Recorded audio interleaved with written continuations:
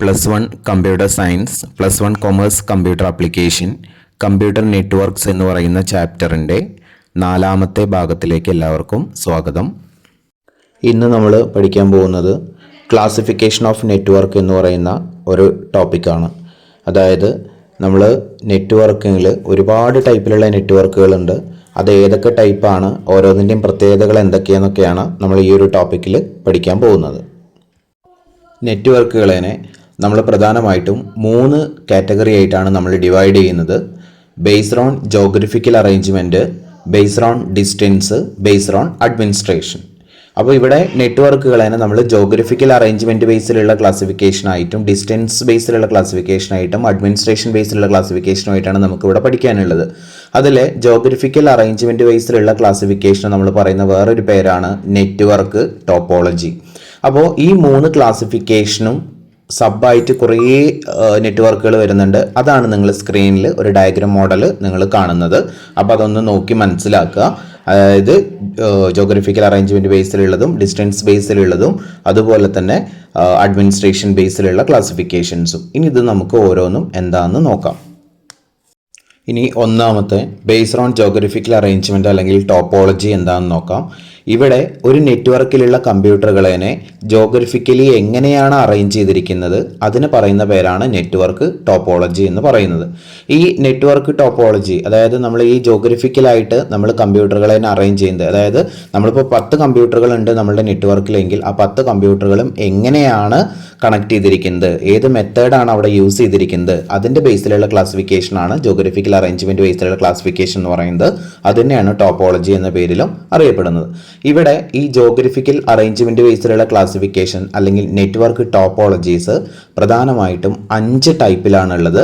അതിൽ ഒന്നാമത്തെയാണ് bus topology. ഒന്നാമത്തെ ടോപ്പോളജിയാണ് bus topology.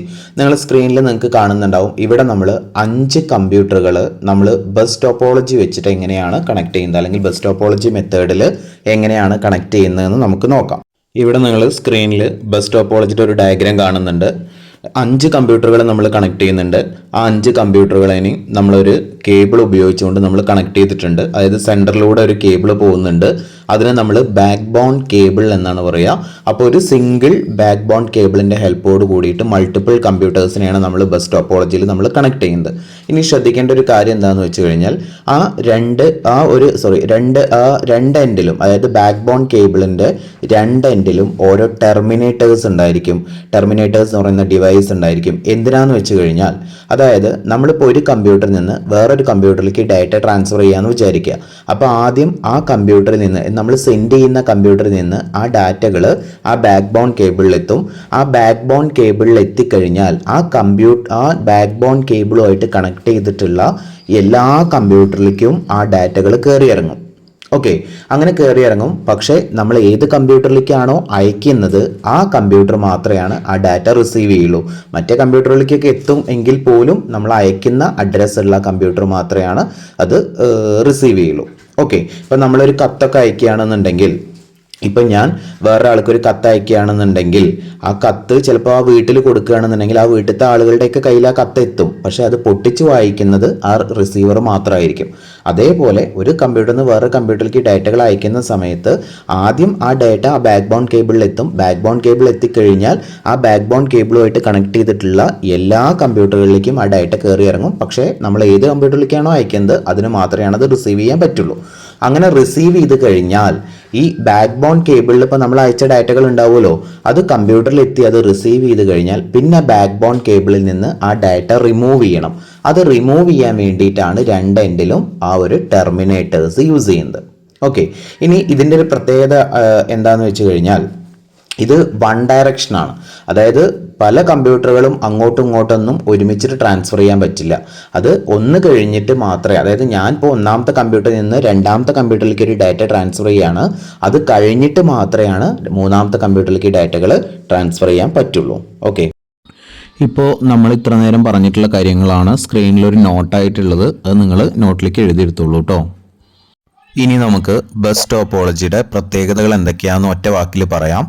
ഒന്നാമത്തെ, നമുക്ക് അത് ഇൻസ്റ്റാൾ ചെയ്യാൻ എളുപ്പമാണ്, സെറ്റപ്പ് ചെയ്യാൻ വളരെ എളുപ്പമാണ്. ചുരുങ്ങിയ കേബിൾ ലെങ്ത് മാത്രമേ ആവശ്യമുള്ളൂ. അതുപോലെ തന്നെ അതിലേതെങ്കിലും ഒരു കമ്പ്യൂട്ടർ കേടുവന്നാലും ഒരു കുഴപ്പമില്ലാണ്ട് മറ്റുള്ള കമ്പ്യൂട്ടറുകളൊക്കെ വെച്ചിട്ട് നെറ്റ്വർക്ക് വർക്ക് ചെയ്യും. അതുപോലെ തന്നെ നമ്മൾ അതിൻ്റെ ബാക്ക് ബോൺ കേബിൾ ഉണ്ടല്ലോ, ആ സെൻറ്ററിലുള്ള കേബിൾ കട്ടായി പോവേ അതല്ല എന്നുണ്ടെങ്കിൽ അതിൻ്റെ ടെർമിനേറ്റേഴ്സ് ഡാമേജ് ആവുകയൊക്കെ ചെയ്തു കഴിഞ്ഞാൽ നമുക്ക് ആ എൻ്റയർ നെറ്റ്വർക്കും അവിടെ ഡാമേജ് ആവും. അതുപോലെ തന്നെ ഒരു കമ്പ്യൂട്ടറിൽ നിന്ന് മാത്രമാണ് ഡാറ്റകൾ ട്രാൻസ്മിറ്റ് ചെയ്യാൻ പറ്റുള്ളൂ. അത് കഴിഞ്ഞതിന് ശേഷം മാത്രമാണ് അടുത്ത കമ്പ്യൂട്ടറിൽ നിന്ന് ട്രാൻസ്മിറ്റ് ചെയ്യാൻ പറ്റുള്ളൂ. രണ്ടാമത്തെ ടോപ്പോളജിയാണ് സ്റ്റാർ ടോപ്പോളജി. നിങ്ങൾക്ക് സ്ക്രീനിൽ കാണാൻ പറ്റും ഒരു സ്റ്റാർ മോഡൽ, അതായത് ഒരു സെൻറ്ററിൽ ഒരു സ്വിച്ച് അല്ലെങ്കിൽ ഒരു ഹബ്ബ് ഉണ്ടായിരിക്കും. അതിന് നമ്മൾ കോൺസെൻട്രേറ്റർ എന്നൊക്കെ പറയും. നമ്മൾ ഓരോ കമ്പ്യൂട്ടറുകളും നമ്മൾ ആ സെൻറ്ററിലുള്ള ഹബ്ബ് അല്ലെങ്കിൽ സ്വിച്ചുമായിട്ട് കണക്ട് ചെയ്യും. അത് ഒരു കമ്പ്യൂട്ടറിൽ നിന്ന് വേറൊരു കമ്പ്യൂട്ടറിലേക്ക് ഡാറ്റ ട്രാൻസ്ഫർ ചെയ്യണമെങ്കിൽ ആദ്യം ആ ഡാറ്റകൾ ഹബ്ബിലേക്ക് അല്ലെങ്കിൽ സ്വിച്ചിലേക്ക് പോകും. അതിന് ശേഷമാണ് ഏതാണ് നോഡ് എന്നുണ്ടെങ്കിൽ അല്ലെങ്കിൽ ഏത് കമ്പ്യൂട്ടറിലേക്കാണ് അയക്കുന്നതെന്നുണ്ടെങ്കിൽ അതിലേക്ക് പോവുള്ളൂ. ഇനി ശ്രദ്ധിക്കേണ്ട ഒരു കാര്യം എന്താണെന്ന് വെച്ച് കഴിഞ്ഞാൽ, ഇവിടെ സെൻറ്ററിൽ നമ്മൾ കോൺസെൻട്രേറ്റർ ആയിട്ട് ഉപയോഗിക്കുന്നത് ഹബ്ബാണെന്നുണ്ടെങ്കിൽ ആദ്യം നമ്മൾ ഒരു കമ്പ്യൂട്ടറിൽ നിന്ന് വേറെ കമ്പ്യൂട്ടറിലേക്ക് അയക്കുമ്പോൾ ആദ്യം ആ സിഗ്നൽ ആ ഹബ്ബിലേക്ക് പോവും. ആ ഹബ്ബുമായിട്ട് കണക്ട് ചെയ്തിട്ടുള്ള എല്ലാ കമ്പ്യൂട്ടറിലേക്കും ആ സിഗ്നൽ സഞ്ചരിക്കും. പക്ഷേ അത് ആക്സെപ്റ്റ് ചെയ്യുന്നത് ആ ഇൻറ്റൻറ്റഡ് നോഡ് മാത്രമായിരിക്കും. ഇനി അല്ല സ്വിച്ചാണ് നമ്മൾ സെൻറ്ററിൽ ഉപയോഗിക്കണമെങ്കിൽ, നമ്മൾ ഒരു കമ്പ്യൂട്ടറിൽ നിന്ന് വേറെ കമ്പ്യൂട്ടറിലേക്കാണ് സെൻഡ് ചെയ്യണമെങ്കിൽ ആദ്യം ആ കമ്പ്യൂട്ടറിൽ നിന്ന് ഡാറ്റകൾ സ്വിച്ചിലേക്ക് പോവും. എന്നിട്ട് ഏത് കമ്പ്യൂട്ടറിലേക്കാണോ അയക്കുന്നത് ആ കമ്പ്യൂട്ടറിലേക്ക് മാത്രമാണ് ആ ഡാറ്റ പോവുള്ളൂ. ഓക്കെ, ഇനി സ്റ്റാർ ടോപ്പോളജിയുടെ ഫീച്ചേഴ്സ് പ്രത്യേകതകൾ എന്തൊക്കെയാണെന്ന് നോക്കാം. ഒന്നാമത്തെ പ്രത്യേകത എന്ന് പറയുന്നത് ഇത് ഇൻസ്റ്റാൾ ചെയ്യാനും എന്തെങ്കിലും കംപ്ലൈൻറ്റ് വന്നു കഴിഞ്ഞാൽ അത് ശരിയാക്കാനും വളരെ എളുപ്പമാണ്. Easy to install and easy to diagnosis faults. രണ്ടാമത്തെ ഈസി ടു എക്സ്പാൻഡ്. അത് പറഞ്ഞു കഴിഞ്ഞാൽ നമുക്കിപ്പോൾ 5 കമ്പ്യൂട്ടറുകളാണ് നെറ്റ്വർക്കിലുള്ളത് എങ്കിൽ നമുക്ക് 6, 7, 8, 9, 10 എത്ര വേണമെങ്കിലും കമ്പ്യൂട്ടേഴ്സ് വളരെ പെട്ടെന്ന് തന്നെ നമുക്ക് അതിലേക്ക് കണക്ട് ചെയ്യാൻ പറ്റും. പിന്നെ മൂന്നാമത്തെ failure of hub or switch leads to failure of entire network. അതായത് അതിൻ്റെ സെൻറ്ററിൽ ഒരു കോൺസെൻട്രേറ്റർ ഉണ്ടായിരിക്കും എന്ന് പറഞ്ഞു, അതിനെന്തെങ്കിലും കംപ്ലൈൻറ്റ് വന്നു കഴിഞ്ഞാൽ, അതായത് സ്വിച്ചിനോ ഹബിനോ എന്തെങ്കിലും കംപ്ലൈൻറ്റ് വന്നു കഴിഞ്ഞാൽ അതുമായിട്ടാണല്ലോ മറ്റുള്ള എല്ലാ കമ്പ്യൂട്ടറുകളും കണക്ട് ചെയ്യുന്നത്. അതുകൊണ്ട് ആ നെറ്റ്വർക്ക് മൊത്തം അവിടെ എന്താവും, ഫെയിലിയർ ആവും. നാലാമത്തെ റിക്വയർ മോർ കേബിൾ ലെങ്ത്. അതായത് കൂടുതൽ കേബിൾ ലെങ്ത് ആവശ്യമാണ്. കാരണം ഓരോ കമ്പ്യൂട്ടറിൽ നിന്നും ഈ ഹബ്ബുമായിട്ട് ഇങ്ങനെ കണക്ട് ചെയ്യണം അല്ലെങ്കിൽ സ്വിച്ചുമായിട്ട് കണക്ട് ചെയ്യണം. അപ്പോൾ അത്രയും കേബിളുകൾ നമുക്ക് ആവശ്യമാണ്. ഇനി മൂന്നാമത്തെ ടൈപ്പ് ടോപ്പോളജിയാണ് റിംഗ് ടോപ്പോളജി. അതിൻ്റെ ഷേപ്പ് തന്നെ നിങ്ങൾക്ക് അറിയാൻ പറ്റും, റിങ്ങിലാണ് 5 കമ്പ്യൂട്ടറുകൾ നമ്മളൊരു റിംഗ് ഷേപ്പിൽ നമ്മളൊരു സിംഗിൾ കേബിളിൻ്റെ ഹെൽപ്പോട് കൂടിയിട്ട് നമ്മൾ കണക്ട് ചെയ്തിട്ടുണ്ട്. ഇതിന് സ്റ്റാർട്ടിങ്ങും എൻഡിങ്ങും ഒന്നുമില്ല. ഇതിന്ന് ഡാറ്റകൾ ഒരു ഡയറക്ഷനിലേക്ക് മാത്രമാണ് സഞ്ചരിക്കുള്ളൂ.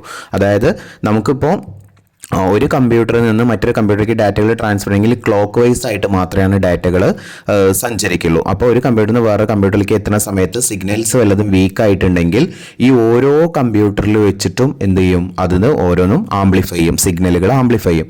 അപ്പോൾ ഒരു ഡയറക്ഷനിലേക്ക് മാത്രമാണ് ഇത് സഞ്ചരിക്കുള്ളൂ. ഇങ്ങനെയാണ്, അതായത് നിങ്ങൾ സ്ക്രീനിൽ കാണുന്ന പോലെ റിംഗ് മോഡലിലായിരിക്കും അതിൽ ഡാറ്റകൾ ട്രാവൽ ചെയ്യുന്നത്. ഇനി ഇതിന് ടെർമിനേറ്റേഴ്സ് ആവശ്യമില്ല. നമ്മൾ ബസ് ടോപ്പോളജിയിൽ പറഞ്ഞ പോലെ ടെർമിനേറ്റേഴ്സ് നമുക്ക് ഇവിടെ ആവശ്യമില്ല. ഇനി ഇതിൻ്റെ പ്രത്യേകതകൾ എന്തൊക്കെയാണെന്ന് നമുക്ക് നോക്കാം. Each node amplifies the signal. ഞാൻ പറഞ്ഞു ഓരോ നോഡുകളും സിഗ്നലുകൾ ബൂസ്റ്റ് ചെയ്യും. അതുപോലെ തന്നെ അതിലുള്ള ഒരു നോഡ്, ഒരു കമ്പ്യൂട്ടർ അവിടെ കംപ്ലൈൻ്റ് ആയി കഴിഞ്ഞാൽ എൻ്റയർ നെറ്റ്വർക്കും അവിടെ കംപ്ലൈൻ്റ് ആവും. കാരണം ഒരു കമ്പ്യൂട്ടറിൽ നിന്ന് മറ്റൊരു കമ്പ്യൂട്ടറിലേക്ക് ഇങ്ങനെ ഡാറ്റകൾ ട്രാൻസ്ഫർ ചെയ്ത് പോകണം. അപ്പോൾ ഒരു കമ്പ്യൂട്ടർ കേട് വന്നു കഴിഞ്ഞാൽ ആ ഡാറ്റയ്ക്ക് സഞ്ചരിക്കാൻ വേറെ പാത്ത് ഇല്ല. അതുകൊണ്ട് അതവിടെ എൻ്റയർ നെറ്റ്വർക്കും അവിടെ ഫെയിൽ ആവും. പിന്നെ അതുപോലെ തന്നെ നമുക്ക് എക്സ്പാൻഷൻ ഈസ് ഡിഫിക്കൽട്ടാണ്. അതായത് നമുക്ക് പുതുതായിട്ടൊരു കമ്പ്യൂട്ടർ അതിലേക്ക് ആഡ് ചെയ്യുക എന്ന് പറയുന്നത്, ഇപ്പോൾ 5 കമ്പ്യൂട്ടർ വെച്ചിട്ടുള്ള നെറ്റ്വർക്കാണ്, അഡീഷണൽ ആയിട്ടൊരു കമ്പ്യൂട്ടറും കൂടി നമുക്ക് അതിലേക്ക് ആഡ് ചെയ്യുക എന്ന് പറയുന്നത് കുറച്ച് ഡിഫിക്കൽട്ടാണ്. ഇനി നമുക്ക് അടുത്തത് നോക്കാനുള്ളത് മെഷ് ടോപ്പോളജിയാണ്. നിങ്ങൾക്ക് സ്ക്രീനിൽ കാണുന്ന അതേപോലെ തന്നെ മെഷ് ടോപ്പോളജി എന്ന് പറഞ്ഞു കഴിഞ്ഞാൽ നെറ്റ്വർക്കിൽ എത്ര കമ്പ്യൂട്ടറുകൾ ഉണ്ടോ അത്ര കമ്പ്യൂട്ടറുകളും പരസ്പരം കണക്റ്റഡ് ആയിരിക്കും. അതുകൊണ്ട് തന്നെ ഏതെങ്കിലും ഒരു കമ്പ്യൂട്ടർ അവിടെ കംപ്ലൈൻ്റ് ആയി കഴിഞ്ഞാലും മറ്റുള്ള കമ്പ്യൂട്ടറുകളൊക്കെ അവിടെ സ്മൂത്തായിട്ട് വർക്ക് ചെയ്യും. കാരണം ഓരോ കമ്പ്യൂട്ടറുകളും കണക്ട് ചെയ്യാൻ വേണ്ടിയിട്ട് ഒന്നിലധികം പാത്തുകളുണ്ട്. ഓക്കെ, അപ്പോൾ ഇത് ഇങ്ങനെയാണ് കണക്ട് ചെയ്യുന്നത്. നിങ്ങൾക്ക് സ്ക്രീനിൽ അതിൽ കാണാൻ പറ്റും. ഇനി ഇതിൻ്റെ പ്രത്യേകതകൾ എന്തൊക്കെയാണെന്ന് നമുക്ക് നോക്കാം. ഒരു നോഡ് കംപ്ലൈൻ്റ് ആയി കഴിഞ്ഞാൽ ഒരു കുഴപ്പമില്ലാണ്ട് നെറ്റ്വർക്ക് അവിടെ കറക്റ്റായിട്ട് വർക്ക് ചെയ്യും. കൂടുതൽ കേബിൾ ലെങ്ത് നമുക്ക് ആവശ്യമാണ്. അതുപോലെ തന്നെ ഇത് മാനേജ് ചെയ്യാനും അതുപോലെ തന്നെ ഇത് സെറ്റ് ചെയ്യാനൊക്കെ വളരെ ബുദ്ധിമുട്ടാണ്. ഇനി അടുത്തത് 5ാമത്തെ ട്രീ ടോപ്പോളജിയാണ്. ട്രീ ടോപ്പോളജി നിങ്ങൾ കാണുന്നുണ്ടായിരിക്കും. ഒരു ട്രീ മോഡലിൽ സെറ്റ് ചെയ്തിരിക്കുന്ന, അതായത് ഒരു മരം ഉണ്ടായിരിക്കും, മരത്തിന് കുറേ കൊമ്പും ചില്ലകളൊക്കെ ഉണ്ടായിരിക്കും.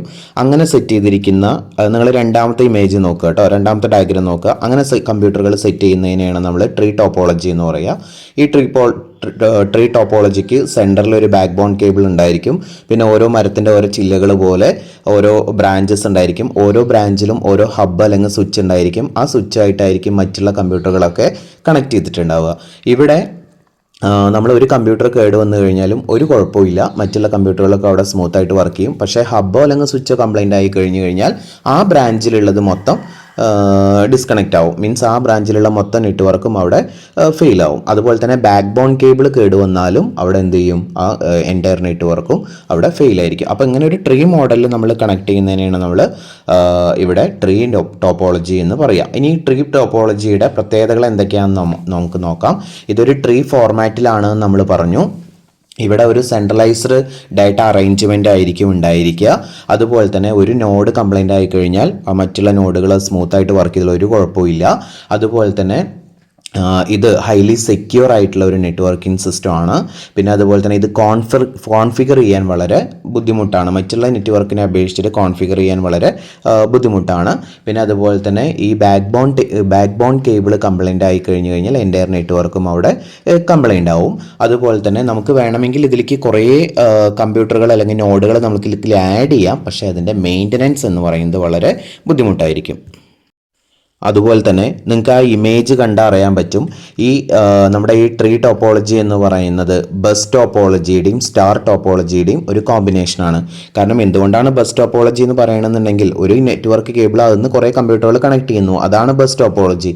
സ്റ്റാർ ടോപ്പോളജി എന്ന് പറഞ്ഞാൽ സെൻട്രലൈസ്ഡ് ആയിട്ട് ഒരു കോൺസെൻട്രേറ്റർ, ഒരു ഹബ്ബ് സ്വിച്ച് ഉണ്ടായിരിക്കും, അതിൽ നിന്ന് എന്ത് ചെയ്യുന്നു, മറ്റുള്ള കമ്പ്യൂട്ടറുകൾ കണക്ട് ചെയ്യുന്നു. അപ്പോൾ ഇത് രണ്ടിൻ്റെയും കോമ്പിനേഷനാണ് ട്രീ ടോപ്പോളജി എന്ന് പറയുന്നത്. ഇനി നമുക്ക് രണ്ടാമത്തെ ടൈപ്പിലുള്ള ക്ലാസിഫിക്കേഷനാണ് പഠിക്കാനുള്ളത്. അത് ബേസ്ഡ് ഓൺ ഡിസ്റ്റൻസ് ആണ്. അപ്പോൾ ഈ ഡിസ്റ്റൻസ് എന്ന് പറഞ്ഞു കഴിഞ്ഞാൽ നെറ്റ്വർക്കിലുള്ള കമ്പ്യൂട്ടറുകൾ അല്ലെങ്കിൽ നോഡുകൾ അല്ലെങ്കിൽ ഡിവൈസുകൾ തമ്മിൽ എത്രത്തോളം ഡിസ്റ്റൻസ് ഉണ്ട് അല്ലെങ്കിൽ എത്രത്തോളം ഏരിയ കവർ ചെയ്യുന്നുണ്ട്, അതിൻ്റെ അടിസ്ഥാനത്തിൽ നമ്മൾ നെറ്റ്വർക്കുകളെ നമ്മൾ ഡിവൈഡ് ചെയ്യുന്നുണ്ട്. 4 ടൈപ്പിലുള്ള ക്ലാസിഫിക്കേഷനാണ് നമുക്ക് ഡിസ്റ്റൻസ് ബേസിലുള്ളത്. ഒന്ന് പേഴ്സണൽ ഏരിയ നെറ്റ്വർക്ക് അല്ലെങ്കിൽ പാൻ എന്ന് പറയും, ലോക്കൽ ഏരിയ നെറ്റ്വർക്ക് അല്ലെങ്കിൽ ലാൻ എന്ന് പറയും, മെട്രോപൊളിറ്റൻ ഏരിയ നെറ്റ്വർക്ക് അല്ലെങ്കിൽ മാൻ എന്ന് പറയും, വൈഡ് ഏരിയ നെറ്റ്വർക്ക് അല്ലെങ്കിൽ വാൻ എന്ന് പറയും. ഇനി നമുക്ക് ഇത് ഓരോന്നും എന്താ എന്ന് നമുക്ക് നോക്കാം. അതിലെ ഒന്നാമത്തെയാണ് പേഴ്സണൽ ഏരിയ നെറ്റ്വർക്ക് അല്ലെങ്കിൽ പാൻ എന്ന് പറയുന്നത്. അത് ആ പേര് സൂചിപ്പിക്കുന്ന പോലെ തന്നെ നമ്മുടെ പേഴ്സണൽ കമ്പ്യൂട്ടർ, നമ്മൾ വീട്ടിലൊക്കെ ഉപയോഗിക്കുന്ന കമ്പ്യൂട്ടറൊക്കെ ഇല്ലേ, അതൊക്കെയാണ്, ആ നെറ്റ്വർക്കാണ് നമ്മുടെ പാനിന് എക്സാമ്പിൾ. അതായത് നമ്മുടെ കമ്പ്യൂട്ടറായിട്ട് നമ്മൾ വയർലെസ് കീബോർഡ്, വയർലെസ് മൗസ് അല്ലെങ്കിൽ നമ്മുടെ മൊബൈൽ ഫോണുകളൊക്കെ അല്ലെങ്കിൽ പ്രിൻ്ററൊക്കെ നമ്മൾ കണക്ട് ചെയ്യാറില്ലേ, അതൊക്കെ വളരെ ഷോർട്ട് ഡിസ്റ്റൻസിലല്ലേ കണക്ട് ചെയ്യാറുള്ളൂ. അങ്ങനെ കണക്ട് ചെയ്യുമ്പോൾ അതിനെയാണ് നമ്മൾ പാൻ എന്ന് പറയുക. അതായത് മാക്സിമം 10 മീറ്റർ അല്ലേ, 10 മീറ്റർ ചുറ്റളവിലുള്ള കമ്പ്യൂട്ടറുകൾ അല്ലെങ്കിൽ ഡിവൈസുകൾ നോഡ് എന്ന് പറയും. അതിനെയാണ് നമ്മൾ പാൻ എന്ന് പറയുക. അങ്ങനെ കണക്ട് ചെയ്യുന്നതിനെയാണ് നമ്മൾ പാൻ എന്ന് പറയുക. അപ്പോൾ ശ്രദ്ധിക്കുക, നമ്മുടെ പേഴ്സണൽ കമ്പ്യൂട്ടറും അതുമായിട്ട് കണക്ട് ചെയ്തിട്ടുള്ള കീബോർഡ്, മൗസ്, പ്രിൻ്റർ അങ്ങനെയൊക്കെ ഉണ്ടാവില്ലേ, ആ ഒരു നെറ്റ്വർക്കിംഗ് സിസ്റ്റമാണ് അവിടെ പാൻ എന്ന് പറയുന്നത്. നിങ്ങൾക്ക് അവിടെ സ്ക്രീനിൽ നോക്കിയാൽ നിങ്ങൾക്ക് ഇമേജ് നോക്കിയാൽ മനസ്സിലാവും. ഇനി രണ്ടാമത്തെയാണ് ലോക്കൽ ഏരിയ നെറ്റ്വർക്ക് എന്ന് പറയുന്നത്. ലോക്കൽ ഏരിയ നെറ്റ്വർക്ക് എന്ന് പറഞ്ഞു കഴിഞ്ഞാൽ ഒരു റൂമിൽ അല്ലെങ്കിൽ ഒരു ബിൽഡിങ്ങിലെ അല്ലെങ്കിൽ ഒരു സ്കൂളിലേക്ക് കമ്പ്യൂട്ടറുകൾ അല്ലെങ്കിൽ പ്രിൻ്ററുകളൊക്കെ നമ്മൾ പരസ്പരം കണക്ട് ചെയ്യാറില്ലേ, അങ്ങനെ കണക്ട് ചെയ്യുന്ന ആ ഒരു നെറ്റ്വർക്കിംഗ് സിസ്റ്റത്തിനെയാണ് നമ്മൾ ലാൻ എന്ന് പറയുക, ലോക്കൽ ഏരിയ നെറ്റ്വർക്ക് എന്ന് പറയുക. ഒന്നില്ലെങ്കിൽ അതൊരു വയർലെസ് ടെക്നോളജി ഉപയോഗിച്ചുകൊണ്ടോ അതല്ലാന്നുണ്ടെങ്കിൽ നമുക്ക് എതർനെറ്റ് കേബിളിൻ്റെ ഹെൽപ്പോട് കൂടിയിട്ട് നമുക്കത് കണക്ട് ചെയ്യാൻ പറ്റും. അതായത് 10 കിലോമീറ്റർ ഡിസ്റ്റൻസ് ആണ് ആ ഡിവൈസുകൾ തമ്മിൽ ഉണ്ടാവാൻ പാടുള്ളൂ. ബുദ്ധിമുട്ടൊന്നും ഇല്ലാണ്ട് നമുക്കത് വർക്ക് ചെയ്യണമെന്നുണ്ടെങ്കിൽ മാക്സിമം 10 കിലോമീറ്റർ ഡിസ്റ്റൻസ് ആണ് അതിലുണ്ടാവാൻ പാടുള്ളൂ. ഓക്കെ, ഇനി അടുത്തത് മെട്രോപൊളിറ്റൻ ഏരിയ നെറ്റ്വർക്കാണ്. മെട്രോപൊളിറ്റൻ ഏരിയ നെറ്റ്വർക്ക് എന്ന് പറഞ്ഞിട്ടുണ്ടെങ്കിൽ 100 കിലോമീറ്ററോളം ഡിസ്റ്റൻസിലുള്ള കമ്പ്യൂട്ടറുകളെ നമുക്ക് പരസ്പരം കണക്ട് ചെയ്യാൻ വേണ്ടിയിട്ടാണ് നമ്മൾ മെട്രോപൊളിറ്റൻ ഏരിയ നെറ്റ്വർക്ക് യൂസ് ചെയ്യുന്നത്. ഓക്കെ, അതായത് ഒരു വലിയൊരു സിറ്റിയിലുള്ള എല്ലാ കമ്പ്യൂട്ടറുകളെയും നമ്മൾ കണക്ട് ചെയ്യുക, അതല്ലാന്നുണ്ടെങ്കിൽ വലിയ ടൗണുകളിലുള്ള കമ്പ്യൂട്ടറുകളെയും നമ്മൾ കണക്ട് ചെയ്യുക, അല്ലെങ്കിൽ ഒരു യൂണിവേഴ്സിറ്റിയിലുള്ള കമ്പ്യൂട്ടറുകളെയൊക്കെ നമ്മൾ കണക്ട് ചെയ്യുക. അങ്ങനെ കുറച്ച് ലോങ് ഡിസ്റ്റൻസിലുള്ള 100 കിലോമീറ്ററോളം ഡിസ്റ്റൻസിലുള്ള കമ്പ്യൂട്ടറുകളെയൊക്കെ നമ്മൾ പരസ്പരം കണക്ട് ചെയ്യാൻ വേണ്ടി നമ്മൾ ഉപയോഗിക്കുന്ന ഒരു നെറ്റ്വർക്കിംഗ് സിസ്റ്റമാണ് നമ്മളുടെ മെട്രോപൊളിറ്റൻ ഏരിയ നെറ്റ്വർക്ക് എന്ന് പറയുന്നത്. ഇത് ലോക്കൽ ഏരിയയെക്കായും കൂടുതൽ ഡിസ്റ്റൻസും അതുപോലെ തന്നെ നമുക്ക് അടുത്ത് പറയാൻ പോകുന്ന വൈഡ് ഏരിയയെക്കായും കുറച്ചും കൂടെ കുറവുള്ള ഡിസ്റ്റൻസിലുള്ള കമ്പ്യൂട്ടറുകൾ തന്നെയാണ് നമ്മൾ ഇത് വെച്ചിട്ട് കണക്ട് ചെയ്യുക. ഇനി നമുക്ക് നാലാമത്തെ ടൈപ്പിലുള്ള നെറ്റ്വർക്കാണ് വൈഡ് ഏരിയ നെറ്റ്വർക്ക് എന്ന് പറയുന്നത്, അല്ലെങ്കിൽ വാൻ എന്ന് പറയുന്നത്. അതായത് ജോഗ്രഫിക്കൽ ഏരിയയുടെ ഒരു ലിമിറ്റേഷനും ഇല്ലാണ്ട്, അതായത് ഇത്ര കിലോമീറ്റർ എന്നുള്ള ഒരു ഡിസ്റ്റൻസിൻ്റെ ഒരു ബാരിയേഴ്സും ഇല്ലാണ്ട്, അതായത് ഒരു സിറ്റിന്നോ ഒരു രാജ്യമെന്നോ ഒരു വൻകര കോണ്ടിനെൻ്റ് എന്നോ ഒരു ജോഗ്രഫിക്കൽ ഏരിയയുടെ ഒരു ലിമിറ്റേഷൻസും ഇല്ലാണ്ട് നമുക്ക് കണക്ട് ചെയ്യാൻ പറ്റും, ഡിവൈസുകൾ തമ്മിൽ കണക്ട് ചെയ്യാൻ പറ്റുന്ന ഒരു നെറ്റ്വർക്കിംഗ് സിസ്റ്റത്തിനെയാണ് നമ്മളവിടെ വാൻ അല്ലെങ്കിൽ വൈഡ് ഏരിയ നെറ്റ്വർക്ക് എന്ന് പറയാം. ഓക്കെ, അതായത് ഈ വൈഡ് ഏരിയ നെറ്റ്വർക്കിൽ ചിലപ്പോൾ കുറേ ലാനുകൾ ഉണ്ടായിരിക്കാം, കുറേ മാനുകളൊക്കെ ഉണ്ടായിരിക്കാം. ഇൻ്റർനെറ്റ് ഏറ്റവും നല്ലൊരു എക്സാമ്പിളാണ്. കാരണം ഇൻ്റർനെറ്റ് എന്ന് പറയുന്നത് നമുക്ക് ജോഗ്രഫിക്കൽ ഏരിയയുടെ ഒരു ലിമിറ്റേഷനും ഇല്ല. നമുക്ക് ഇവിടെ ഇരുന്നു കൊണ്ട് ഏത് രാജ്യത്തുള്ള ഡീറ്റെയിൽസ് വേണമെന്നുണ്ടെങ്കിലും അല്ലെങ്കിൽ എവിടെയുള്ള ആളുകളുമായിട്ട് കമ്മ്യൂണിക്കേറ്റ് ചെയ്യാനും ഡാറ്റകൾ ട്രാൻസ്ഫർ ചെയ്യാനൊക്കെ പറ്റും. അങ്ങനെ ഉപയോഗിക്കുന്ന നെറ്റ്വർക്കിംഗ് സിസ്റ്റമാണ് നമ്മളുടെ വൈഡ് ഏരിയ നെറ്റ്വർക്ക് എന്ന് പറയുന്നത്. ഇനി ഇപ്പം നമ്മൾ പഠിച്ചിട്ടുള്ള 4 നെറ്റ്വർക്കുകളും, അതായത് പാനും ലാനും മാനും വാനും കൂടെ നമ്മൾ ഒറ്റ വ്യൂവിൽ നമ്മൾ അതിൻ്റെ പ്രത്യേകതകൾ പറയുകയാണ്. എക്സാം പോയിന്റ് ഓഫ് വ്യൂവിൽ വളരെ ഇമ്പോർട്ടൻ്റ് ആയിട്ടുള്ള ഒരു ടോപ്പിക്കാണ് ഇത് വളരെ ശ്രദ്ധയോട് കൂടിയിട്ട് പഠിക്കുക. അപ്പം നമ്മളിതിൽ ആദ്യത്തെ കോളത്തിൽ പാരാമീറ്റേഴ്സ് എന്ന് പറയുന്നുണ്ട്. അതായത് ഏതൊക്കെ പോയിന്റ്സ് ആണ് നമ്മൾ കമ്പാരിസൺ നടത്തുന്നതെന്നാണ് പറയുന്നത് കേട്ടോ. അതിൽ ഒന്നാമത്തെ ഏരിയാസ് കവേർഡ്, അതായത് എത്ര ഡിസ്റ്റൻസ് കവർ ചെയ്യുന്നുണ്ട്, എത്ര ഡിസ്റ്റൻസ് ഉണ്ട്, ഡിവൈസുകൾ തമ്മിൽ എത്ര ഡിസ്റ്റൻസ് ഉണ്ട്. പാനിലാണെന്നുണ്ടെങ്കിൽ 10 മീറ്റർ ഡിസ്റ്റൻസ് മാത്രം സ്മോൾ ഏരിയയാണ്. ലാനിലാണെന്നുണ്ടെങ്കിൽ 10 കിലോമീറ്ററോളം ഉണ്ട്. മാനിലാണെങ്കിൽ 100 കിലോമീറ്ററോളം ഡിസ്റ്റൻസിലുള്ള കമ്പ്യൂട്ടറുകൾ കണക്ട് ചെയ്യാം. വാൻ ആണെന്നുണ്ടെങ്കിൽ ജോഗ്രഫിക്കൽ ഏരിയയുടെ ഒരു ലിമിറ്റേഷനും ഇല്ല. പിന്നെ നെറ്റ്വർക്കിംഗ് കോസ്റ്റ്, പാനിലാണെങ്കിൽ നെറ്റ്വർക്കിംഗ് കോസ്റ്റ് ഒന്നും ഇല്ലാന്ന് തന്നെ നമുക്ക് പറയാൻ പറ്റും. ലാനിലാണെന്നുണ്ടെങ്കിൽ കുറച്ച് എക്സ്പെൻസീവ് ആണ്. ഇൻഎക്സ്പെൻസീവ് എന്ന് പറഞ്ഞു കഴിഞ്ഞാൽ അത്ര എക്സ്പെൻസീവ് അല്ല, ചെറുതൊക്കെയാണ് വേണ്ടുള്ളൂ, കാരണം ഒരു കേബിളൊക്കെ വാങ്ങിക്കല്ലേ വേണ്ടുള്ളൂ. മാനിലാണെന്നുണ്ടെങ്കിൽ എക്സ്പെൻസീവ് ആണ്, കാരണം ലോങ് ഡിസ്റ്റൻസ് കൂടുന്നവരും അതിൻ്റെ എക്സ്പെൻസ് കൂടും. വാനിലാണെന്നുണ്ടെങ്കിൽ വെരി എക്സ്പെൻസീവ് ആണ്, കാരണം ഇൻ്റർനെറ്റൊക്കെ സെറ്റ് ചെയ്യണമെന്നുണ്ടെങ്കിൽ അതിന് സ്പെഷ്യലായിട്ടുള്ള ഡിവൈസുകളും കാര്യങ്ങളൊക്കെ നമുക്ക് വാങ്ങിക്കണം. പിന്നെ ട്രാൻസ്മിഷൻ സ്പീഡ് എന്ന് പറയുന്നത് പാനിൽ വളരെ കൂടുതലാണ്, കാരണം ഡിവൈസുകൾ തമ്മിൽ വളരെ അടുത്താണല്ലോ, അതുകൊണ്ട് വളരെ സ്പീഡ് കൂടുതലാണ്. അതുപോലെ ലാൻ കണക്ഷൻ ആണെന്നുണ്ടെങ്കിലും സ്പീഡ് കൂടുതലാണ്. മാൻ ആണെന്നുണ്ടെങ്കിൽ ഒരു ആവറേജ് സ്പീഡും വാൻ ആണെന്നുണ്ടെങ്കിൽ ലോ സ്പീഡുമാണ് ഉള്ളത്.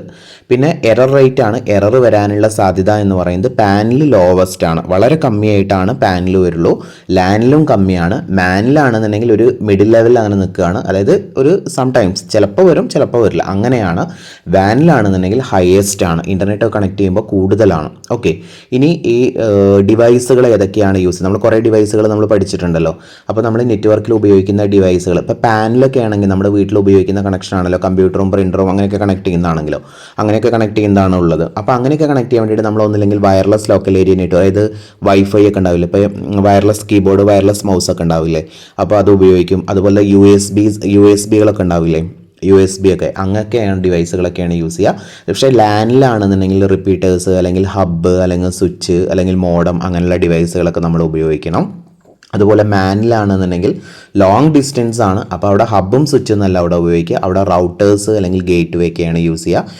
വാൻ ആണെന്നുണ്ടെങ്കിൽ നമ്മൾ റൗട്ടേഴ്സും ഗേറ്റ് വേ ആണ് യൂസ് ചെയ്യുക. പിന്നെ ഇവിടെ നമ്മൾ ടെക്നോളജി യൂസ് ചെയ്യുന്നത് അല്ലെങ്കിൽ നമ്മൾ അവിടെ മീഡിയ യൂസ് ചെയ്യുന്നത്, അതായത് ഒരു ഭാഗത്ത് നിന്ന് വേറൊരു ഭാഗത്തേക്ക് ഡാറ്റകൾ ട്രാൻസ്ഫർ ചെയ്യാൻ വേണ്ടിയിട്ട് ഉപയോഗിക്കുന്ന ടെക്നോളജി എന്ന് പറയുന്നത് പാനിലാണെന്നുണ്ടെങ്കിൽ ഇൻഫ്രാറെഡും ബ്ലൂടൂത്തും ആണ്. കാരണം വളരെ ഷോർട്ട് ഡിസ്റ്റൻസിലുള്ള കമ്മ്യൂണിക്കേഷൻ ആണല്ലോ അവിടെ നടക്കുന്നത്, അവിടെ ഇൻഫ്രാറെഡ് സിഗ്നലുകളും ബ്ലൂടൂത്ത് ഉപയോഗിച്ചിട്ടാണ് കണക്ട് ചെയ്യുക.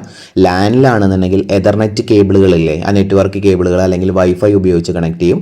മാനിലാണെന്നുണ്ടെങ്കിൽ നമുക്ക് എതർനെറ്റ് കേബിൾ ഉപയോഗിച്ചുകൊണ്ട് കണക്ട് ചെയ്യാൻ പറ്റില്ല, അതുപോലെ സാധാരണ വൈഫൈ ഉപയോഗിച്ചുകൊണ്ട് നമുക്ക് കണക്ട് ചെയ്യാൻ പറ്റില്ല. അവിടെ ഉപയോഗിക്കുന്ന ഒപ്റ്റിക്കൽ ഫൈബേഴ്സ്, ഹൈ കപ്പാസിറ്റി ഉള്ള, അത് നമ്മൾ പഠിച്ചിട്ടുണ്ട് കഴിഞ്ഞ ടോപ്പിക്കിൽ, ഹൈ കപ്പാസിറ്റി ഉള്ള ഒപ്റ്റിക്കൽ ഫൈബേഴ്സ്, അതുപോലെ റേഡിയോ വേവ്സ്, മൈക്രോവേവ്സ് ഒക്കെയാണ് കമ്മ്യൂണിക്കേഷന് വേണ്ടി യൂസ് ചെയ്യുക. കാരണം അവിടെ ടവറുകളൊക്കെ അല്ലേ യൂസ് ചെയ്യുന്നത്, അപ്പോൾ ടവറിൽ നിന്നുള്ള സിഗ്നലുകൾ റേഡിയോ വേവ്സ് മൈക്രോവേവ്സ് ഒക്കെ എക്സ്പ്രസ് ചെയ്യണം അല്ലേ, അപ്പോൾ അതിന് വേവ്സ് ആണ് യൂസ് ചെയ്യുക. പിന്നെ അതുപോലെ തന്നെ വൈഡ് ഏരിയ നെറ്റ്വർക്കിൽ അല്ലെങ്കിൽ വാനിൽ കംപ്ലീറ്റ് ആയിട്ടും ഒന്നില്ലെങ്കിൽ സാറ്റലൈറ്റ് അല്ലെങ്കിൽ മൈക്രോവേവ്സ് ആണ് യൂസ് ചെയ്യുക. അപ്പോൾ ഇത് എക്സാം പോയിന്റ് ഓഫ് വ്യൂവിൽ വളരെ ഇമ്പോർട്ടൻ്റ് ആണ്, ഇത് നിങ്ങൾ പഠിച്ചു വയ്ക്കുക. ഓക്കെ. ഇനി നമുക്ക് മൂന്നാമത്തെ ടൈപ്പിലുള്ള ക്ലാസിഫിക്കേഷനാണ് ബേസ്ഡ് ഓൺ അഡ്മിനിസ്ട്രേഷൻ എന്ന് പറയുന്നത്.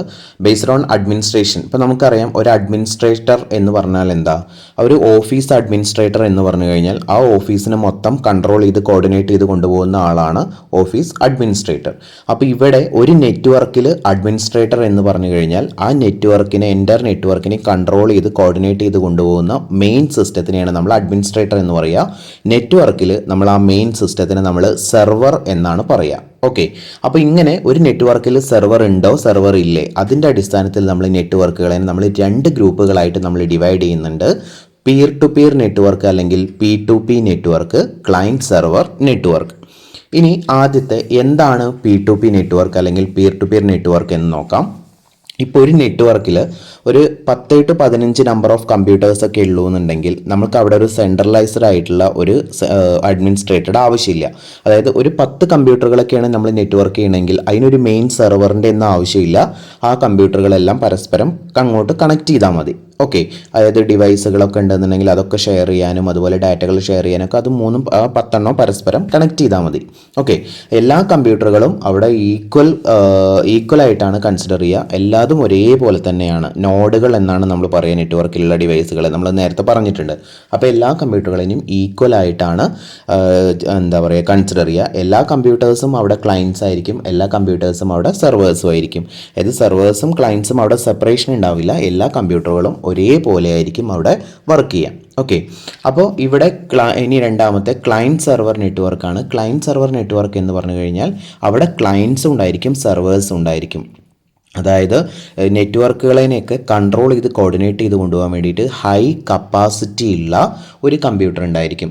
ആ ഹൈ കപ്പാസിറ്റി ഉള്ള കമ്പ്യൂട്ടർ ആയിരിക്കും ആ നെറ്റ്വർക്കിലുള്ള മറ്റുള്ള കമ്പ്യൂട്ടറുകളിലേക്ക് വേണ്ട ഡാറ്റകൾ ഷെയർ ചെയ്യുന്നതും ഇൻസ്ട്രക്ഷൻസ് ഷെയർ ചെയ്യുന്നതൊക്കെ ഈ മെയിൻ കമ്പ്യൂട്ടർ ആയിരിക്കും. ആ മെയിൻ കമ്പ്യൂട്ടറിനെയാണ് നമ്മളവിടെ എന്ത് പറയുക, സെർവർ സിസ്റ്റം എന്ന് പറയുക.